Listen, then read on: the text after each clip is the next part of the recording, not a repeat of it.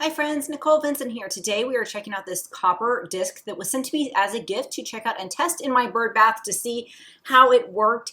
And I am just absolutely loving this. So first off, you are going to get this. It's going to have blue cellophane on it. Just peel that off. It can be a little tricky, but you can do it. So peel that off, and then you're going to place this in a clean bird bath. This doesn't fight current gunk or algae or buildup, so you definitely want to start with a clean bird bath. And just fill that up with fresh water. Copper is a natural antimicrobial agent, and so it really just helps keep the water cleaner, and it is completely safe for all the wildlife that might drink or visit your bird bath. And so let's fill this up and check on it in a few days. Okay guys, it's been about 3 days. Let's check out the bird bath. Look at that. It's so clear.